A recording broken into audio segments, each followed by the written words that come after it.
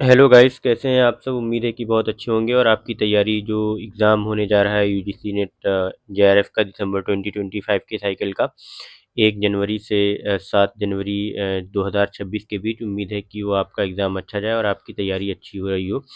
जैसा कि आप सब जानते हैं कि हम यहाँ पर रिसर्च एप्टीट्यूड के पीवाईक्यूज़ कर रहे हैं। 2004 से लेकर के 2025 तक के सारे पीवाईक्यूज़ करने वाले हैं।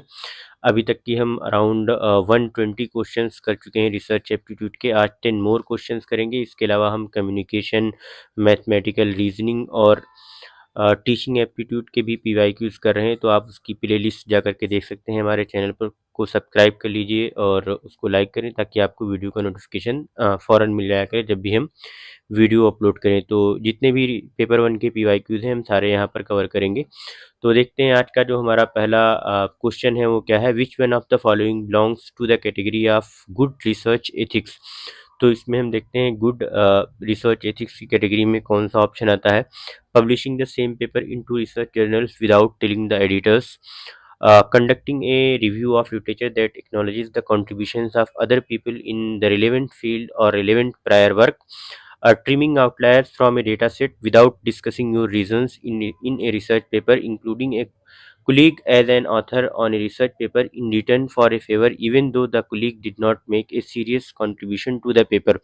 तो इसमें गुड रिसर्च एथिक्स में तो जो ऑप्शन भी है वो मोस्ट करेक्ट है, बिकॉज यहाँ पे आप देखें publishing the same paper in two research journals without telling the editors, तो ये तो गलत है। आपको बताना पड़ेगा एडिटर्स को कि आपने सिर्फ उसी के जर्नल में और एक ही जर्नल में आप एक पेपर पब्लिश कर सकते हैं। और ये trimming outliers from data set, ये भी बहुत गलत है।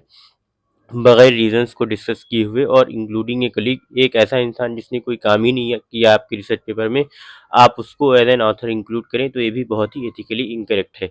तो राइट ऑप्शन ये होगा कि conducting a review of literature that acknowledges the contributions of other people in relevant field or relevant prior work।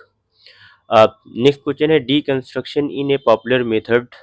deconstruction is a popular method of research in basic science, applied science, social science या फिर literature. तो deconstruction जो है वो किस method of research है, किस में है, तो इसका जो राइट आंसर है वो लिटरेचर में है। तो हम जानते हैं कि जो डीकंस्ट्रक्शन है वो एक तरह का क्रिटिकल मेथड ऑफ एनालिसिस है जो मेनली एसोसिएटेड है लिटरेरी थ्योरी से या फिलोसफी ऑफ लैंग्वेज से।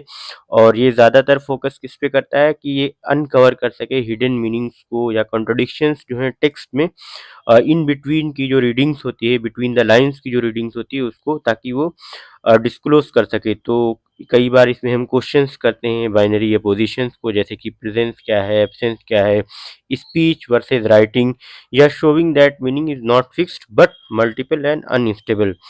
तो हम जानते हैं कि जो फोकस होता है टेक्स्ट में, लैंग्वेजेस में या इंटरप्रेशन में इस तरीके का, तो deconstruction is primary used in literary research.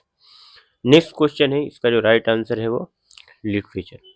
Next question है a working hypothesis is a proven hypothesis of argument not required to be tested, a provisionally accepted hypothesis for further research, a scientific theory।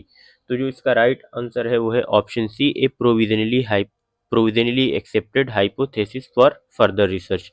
Next question है which one of the following reference is written as per modern language association MLA format. तो ये APA और MLA से related बहुत सारे questions किए जाते हैं, कभी कभी इसकी फुल फॉर्म भी पूछ ली जाती है।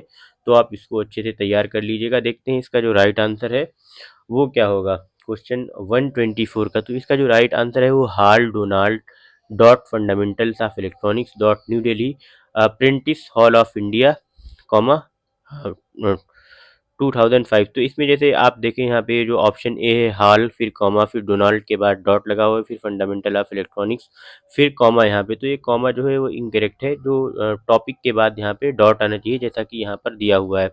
फिर अगर आप दोबारा देखें हॉल डोनाल्ड, तो इसमें देखिए ऑथर के नाम के बाद जो ये आ रहा है कॉमा, ये कॉमा नहीं आना चाहिए, यहाँ पे फुल स्टॉप आना चाहिए। फिर तीसरा ऑप्शन इसी तरीके से देख लें हॉल डोनाल्ड, फिर यहाँ पे भी वही सेम प्रॉब्लम है, फंडामेंटल ऑफ इलेक्ट्रॉनिक के बाद भी यहाँ पे कॉमा लगा रखा है और यहाँ पे इन्होंने डैश लगा रखा है कॉलन की जगह। तो इस तरीके से प्रॉब्लम्स होती हैं। तो जो एमएलए फॉर्मेटिंग है वो इस तरीके की होती है जो ऑप्शन डी में दी हुई है। With which one of the following techniques communality is associated. तो कम्युनैलिटी जो है वो किस टेक्निक से रिलेटेड है, हमें इसमें बताना है। Univariate analysis, factor analysis, case studies, या फिर स्वॉट एनालिसिस। तो हमें इसमें बताना है कि जो यूनिवेरिएटी है वो किससे रिलेटेड है। तो हमारी ये जो फैक्टर एनालिसिस होता है उससे रिलेटेड है हमारी कम्युनैलिटी, सॉरी।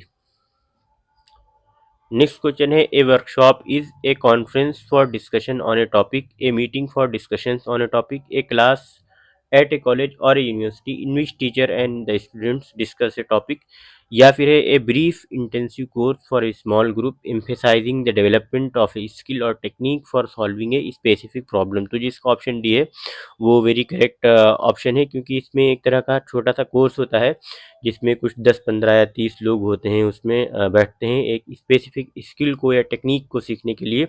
स्पेशली अगर हम सोशल साइंसेस की बात करें या इकोनॉमिक्स सब्जेक्ट की बात करें तो इसमें बहुत सारे डेटा एनालिसिस के ऐप्स होते हैं, जैसे एसपीएसएस हो गया या ईव्यूज हो गया, या फिर और भी बहुत सारे रिसर्च के टूल्स और टेक्निक्स होते हैं, या स्टेटा हो गया, या बहुत सारी जो रिसर्च मेथडोलॉजीज होती हैं या रिसर्च के टूल्स होते हैं, उसको सीखने के लिए एक तरह की एक वर्कशॉप कराई जाती है, उसे हम बोलते हैं जैसे हैंड्स ऑन प्रैक्टिस कराई जाती है यहाँ पे।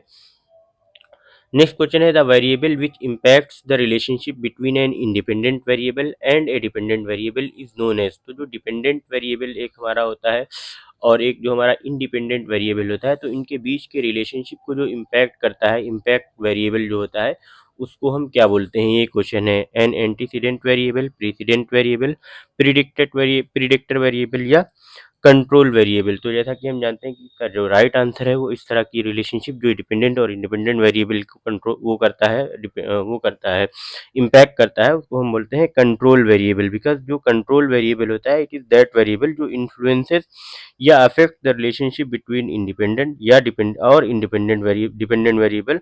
सो therefore it must be constant या कंट्रोल्ड, तो इसको हम बोलते हैं कंट्रोल वेरिएबल।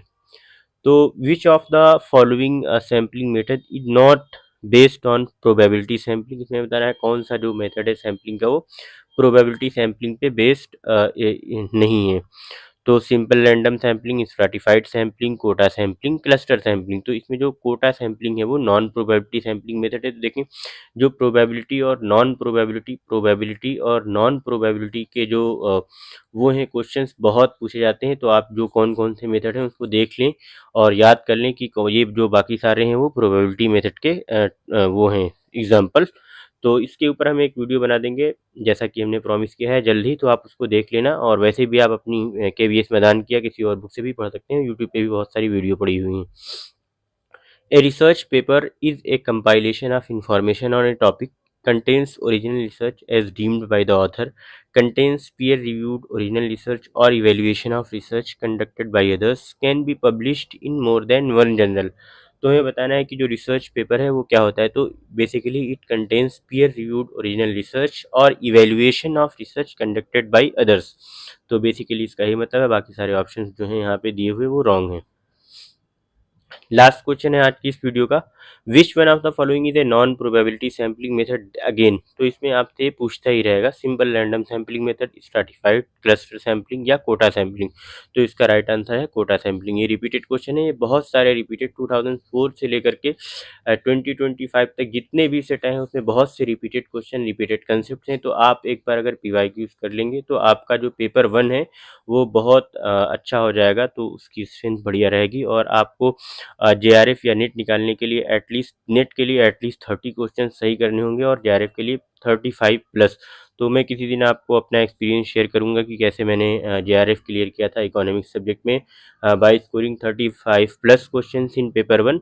तो आप बने रहें हमारे साथ, लाइक करें, शेयर करें, सब्सक्राइब करें, कमेंट करके बताएं कि आपको सीरीज़ कैसी लगी। और बाकी जो प्लेलिस्ट है आप जा करके देख सकते हैं चैनल को सब्सक्राइब करके। थैंक यू सो मच, मिलते हैं नेक्स्ट वीडियो में।